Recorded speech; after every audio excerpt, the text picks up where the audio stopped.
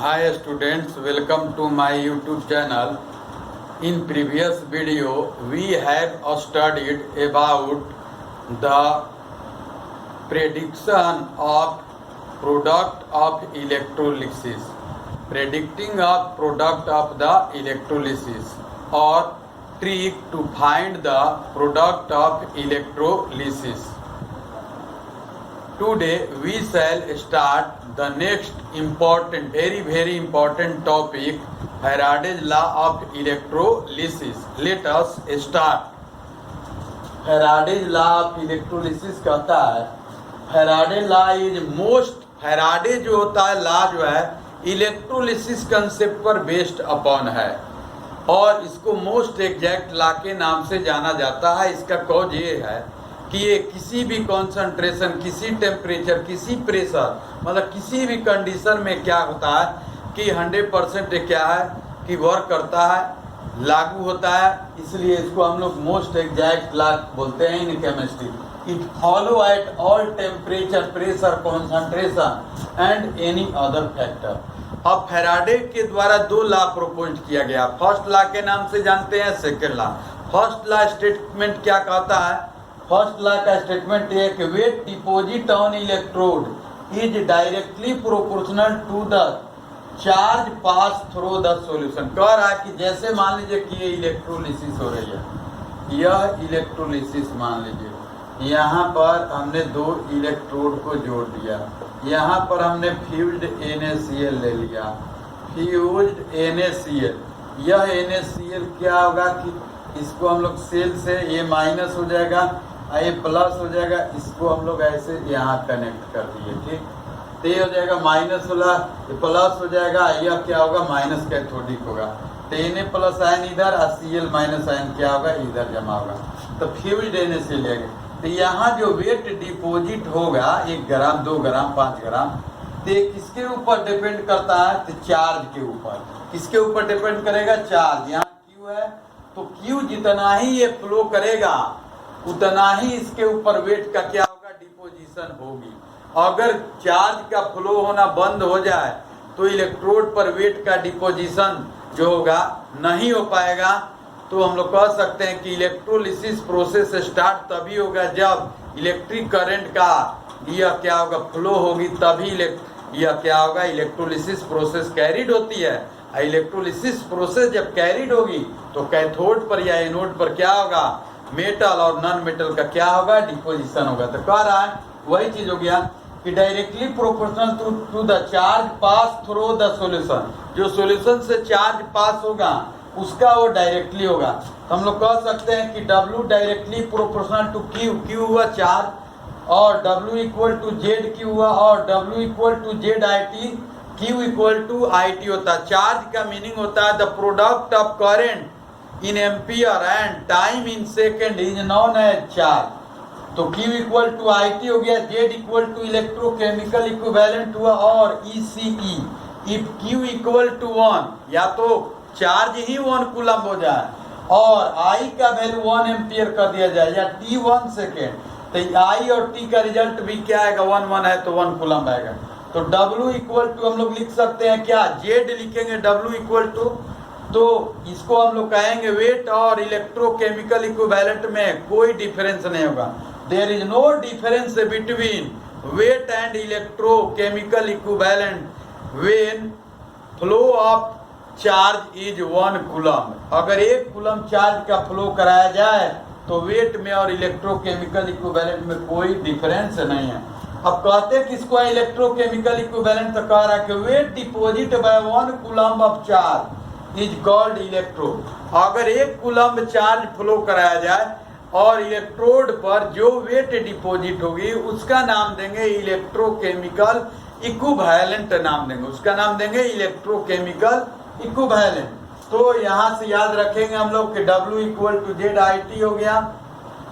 अब फैराडे का second law of electrolysis क्या कहता है? जैसे मान लीजिए कि दो इलेक्ट्रोलिटिक हम लोग लेते हैं, ध्यान दीजिएगा, यह है मान लीजिए कि यहाँ पर हमने CuSO4 एक्वस फॉर्म में ले लिए, एक्वस CuSO4 ले लिए, ठीक है, माइनस है। और दूसरे में हमने क्या किया? सपोज कीजिए कि यहाँ से हमने ये जोड़ दिया और यह हो गया,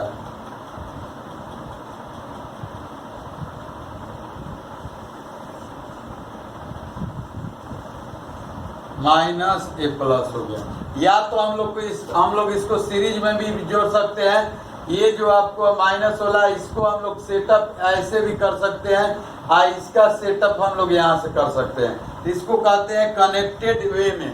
अगर इस वे में हम लोग जोड़ते हैं तो कहता है फैराडे का सेकेंड लॉ ऑफ इलेक्ट्रोलिसिस क्या कहता है कि when same charge is flow या when charge is flow in a different electrolytic substance containing cell, then the ratio of weight deposited on electrode is equal to their ratio of equivalent weights होगा। तो यहाँ से जैसे copper sulphate है, इसमें मान लीजिए कि हमने एक्वस ZnSO4 ले लेते हैं, तो यह क्या होगा कि वेट डिपोजिटेड ऑन इलेक्ट्रोड, तो वेट डिपोजिटेड ऑन इलेक्ट्रोड मान लीजिए वेट कॉपर का यहाँ पर होगा, तो W वेट ऑफ कॉपर, यहाँ लिख सकते हैं weight of zinc equal to कर their ratio of equivalent weight, तो कॉपर का इक्विवेलेंट वेट और Zn जिंक के इक्विवेलेंट वेट के रेशियो का वैल्यू जो आएगा क्या आएगा, सेम आएगा। तो इसको हम लोग इस वे में लिख सकते हैं कि वेन लिखेंगे यहाँ से सेकेंड लॉ ऑफ इलेक्ट्रोलिसिस में लिख सकते हैं, यहाँ से यह वैल्यू आ जाएगा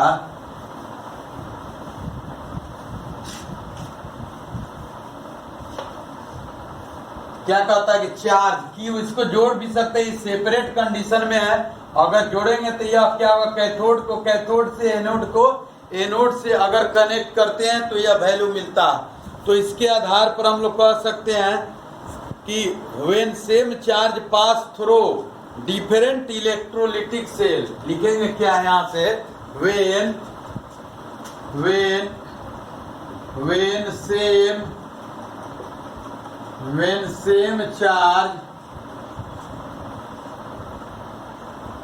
same charge pass through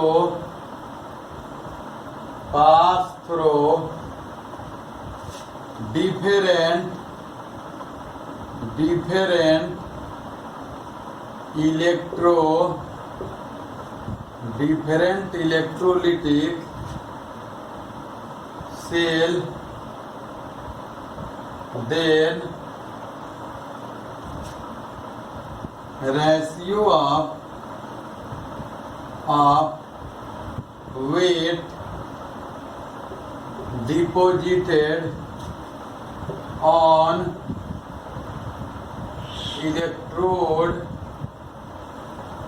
electrode is equal to their ratio of equivalent weights। तो मान लीजिए कि हमने लिया है, यहाँ लिख सकते हैं weight of copper divided by weight of zinc equal to equivalent weight of copper divided by equivalent weight of zinc. यहाँ से वैल्यू हम लोग इसको और मैं ऐसे भी लिख सकते हैं, यहाँ से weight of zinc divided by weight of copper equal to equivalent weight of zinc divided by equivalent weight copper. ये मतलब कहने का अर्थ है कि टू डिफरेंट इलेक्ट्रोलिटिक सबस्टेंस है। यह नेसेसरी नहीं है कि आप इसमें कॉपर सल्फेट ही लेंगे, यह नेसेसरी नहीं है कि इसमें आप जिंक सल्फेट ही लेंगे। अलग अलग इलेक्ट्रोलिटिक सबस्टेंस को लेकर इसमें हम लोग क्या कर सकते हैं, रेशियो को ऑब्टेन कर सकते हैं। तो उसका जो वेट का रेशियो होगा, इक्विवेलेंट वेट का जो रेशियो होगा, दोनों क्या होगा, इक्वल आता है। तो इसको हम लोग कहते हैं कि फैराडे का ये सेकेंड लॉ ऑफ इलेक्ट्रोलिसिस हुआ कि सेम चार्ज को पास थ्रू करते हैं डिफरेंट इलेक्ट्रोलिटिक सेल के द्वारा। तो यहाँ से जो रेशियो जो डिपॉजिट होगी वेट का, वह क्या होगा कि इक्विवेलेंट वेट के रेशियो के बराबर होगा। या इसी को हम लोग दूसरे वे में कह सकते हैं कि व्हेन डिफरेंट, दूसरे वे में हम लोग क्या कह सकते हैं इसको दूसरे वे में, अनदर वर्ड्स में इसको ऐसे भी एक्सप्रेस किया जाता है,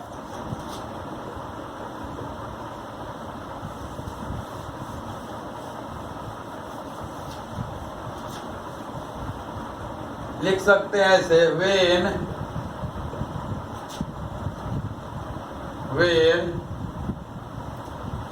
when same charge is flow in different electrolytic cell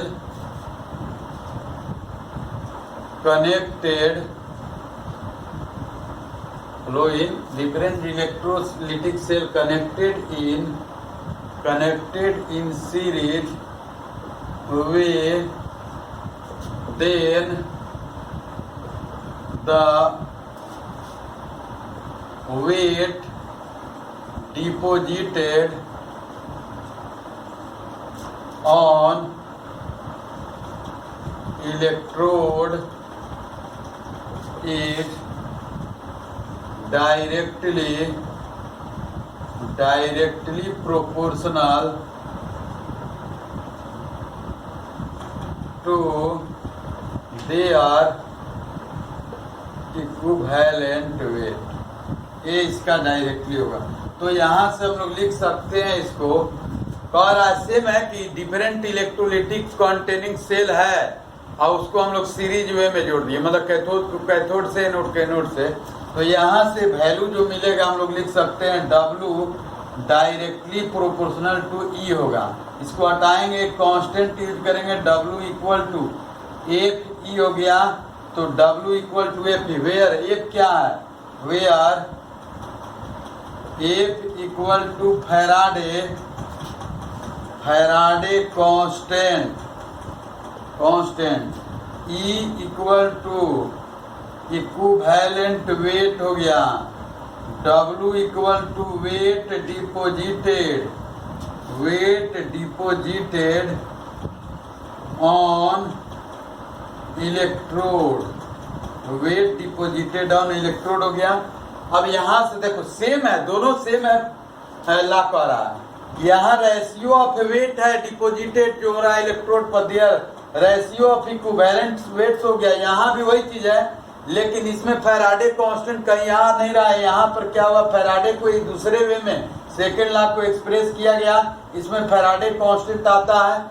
तो यहाँ पर हम लोग क्या करेंगे कि वो अगर F का वैल्यू 1 होगा, फैराडे का वैल्यू 1 फैराडे आ जाए, तो वेट W इक्वल टू क्या आ जाएगा, इक्विवेलेंट वेट आएगा। इन दोनों में कोई डिफरेंस नहीं होगी। तो यहाँ से हम लोग लिख सकते हैं कि if the value of F equal to 1, यहाँ से हम लोग लिख सकते हैं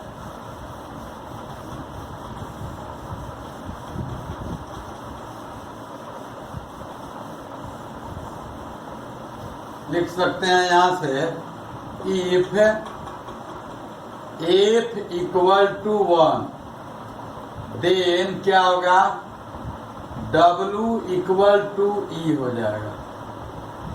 यहाँ से लिख सकते हैं wait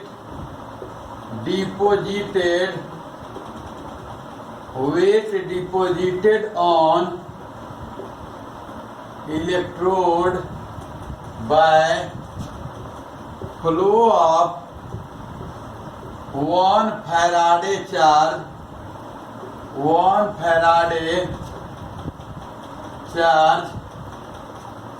is known as equivalent wait.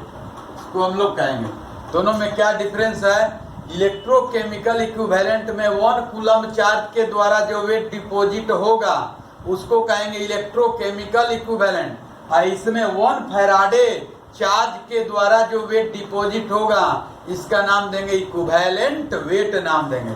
अब हम लोग इसके बीच रिलेशन निकाल सकते हैं। पहले फैराडे के बारे में हम लोग समझ लें कि फैराडे क्या है, तो फैराडे के बारे में समझ लीजिए। फैराडे क्या है, तो it is the unit of unit of charge. Faraday क्या है? तो चार्ज का यूनिट है। 1 फैराडे किसको कहेंगे?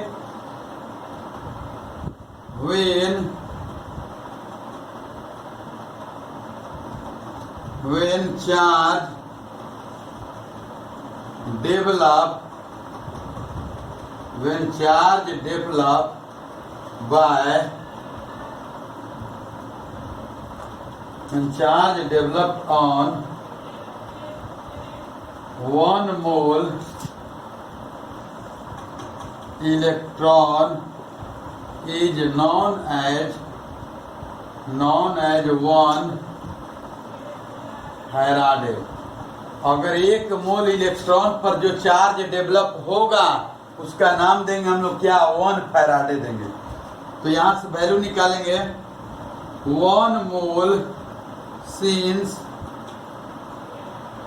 1 mole electron equal to 6.022 multiply 10 के पावर 23 इलेक्ट्रॉन्स हो गया। Charge on 1 electron equal to 1.66 multiply 10 के पावर 606 मल्टीप्लाई 10 के पावर -19 कूलम हो गया। यहाँ से इसको हम लोग सोल्व करेंगे, लिख देंगे यहाँ 1 फैराडे इक्वल टू 6.022 मल्टीप्लाई 10 के पावर 23 1.606 मल्टीप्लाई 10 के पावर -19। इस सब को सोल्व करते हैं तो आता है 96,500 कूलम हम लोग लेते हैं। तो इसका हुआ कि 1 फैराडे चार्ज के द्वारा जो वेट डिपॉजिट होगा ऑन इलेक्ट्रोड पर, तो उसका हम लोग नाम देंगे क्या? इक्विवेलेंट वेट नाम देंगे। उसका नाम क्या देंगे? Equivalent weight.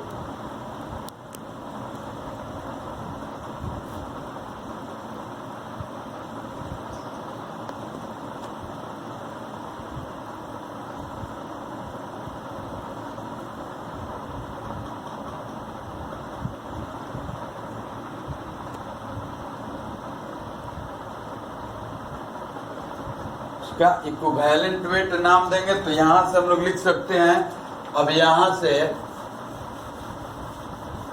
1 जेड और एफ के बीच, जेड और ई के बीच रिलेशन हम लोग देखते हैं। तो यहां से लिखेंगे रिलेशन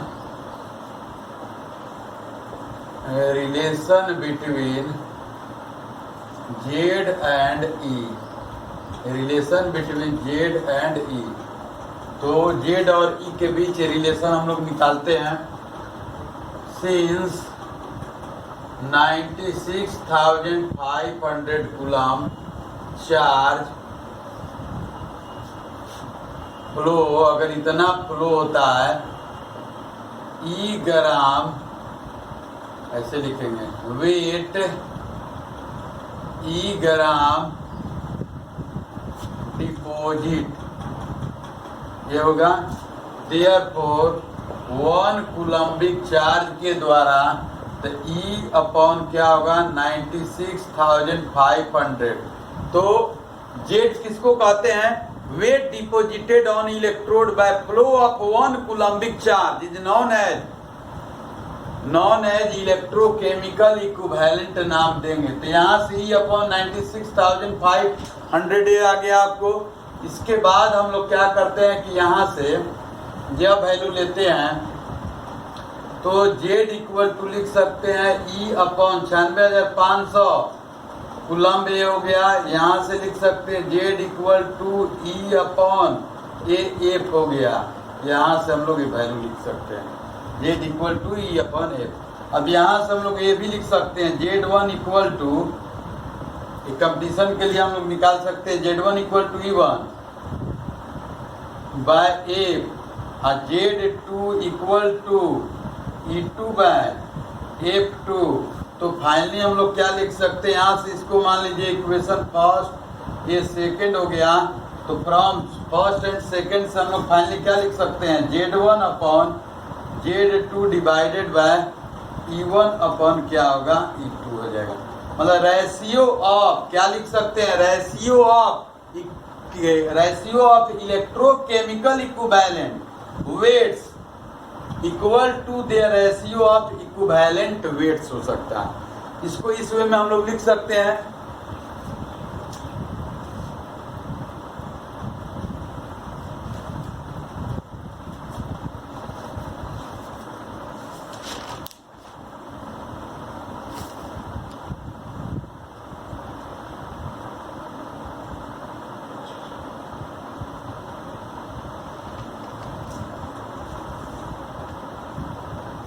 नेक्स्ट इसको आगे हम लोग बढ़ा सकते हैं कि यहाँ से W इक्वल टू मिला ZIT, ठीक है, और Z इक्वल टू मिला E/F। तो न्यूमेरिकल प्रॉब्लम को सोल्व करने के लिए हम लोग यहाँ से लिख सकते हैं W इक्वल टू ZIT, इसको मान लीजिए equation first, Z equal to मान E/F मिला, इसको सेकेंड। यहाँ लिख सकते हैं फ्रॉम, इसको थर्ड मान लीजिए और इसको फोर्थ मान लीजिए, ठीक है। From equation third and fourth क्या मिलेगा, W इक्वल टू ZIT हुआ। अब यहाँ वैल्यू को पुट करते हैं, EIT अपॉन यह हो जाएगा F। अब E को हम लोग सिंस इक्विवेलेंट वेट किसी का निकालना हो एटॉमिक वेट में किससे डिवाइड करते हैं, तो वैलेंसी से। तो यहाँ से लिख सकते हैं W इक्वल टू E के जगह पर अब लिख सकते हैं हम लोग AIT अपॉन क्या होगा, NF हो जाएगा। वेयर W इक्वल टू क्या निकलेगा, W equal to AIT by क्या होगा, NF। इसको हम लोग लिख सकते हैं पूरा फैराडे, तो 1 मोल इलेक्ट्रॉन पर जो चार्ज डिपॉजिट होता है उसी का नाम देते हैं हम लोग क्या, फैराडे कहते हैं। तो यहाँ से इस वे में हम लोग क्या कर सकते हैं, न्यूमेरिकल प्रॉब्लम को सोल्व कर सकते हैं।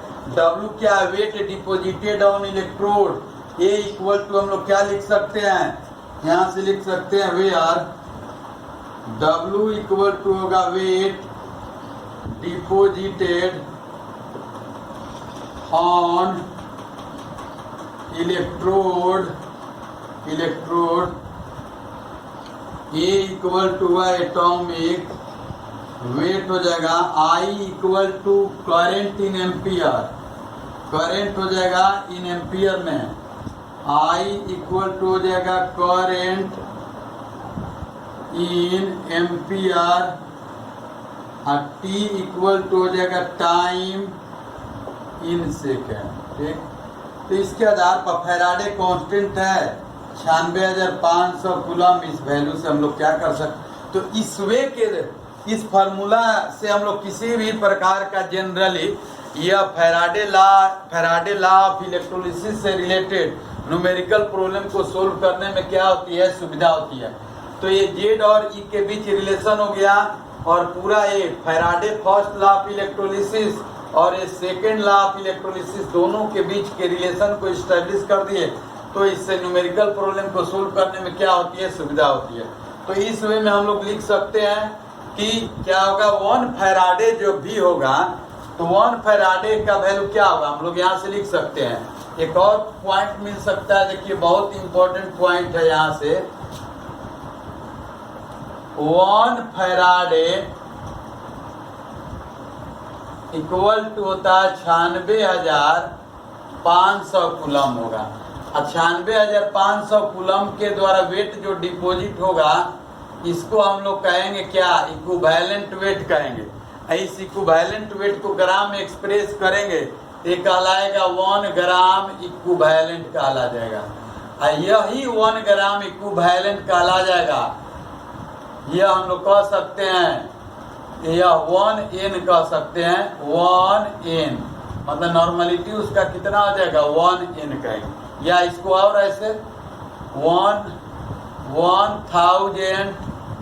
मिलीलीटर कॉमा 1 in सॉल्यूशन ए हो जाएगा इस वे में।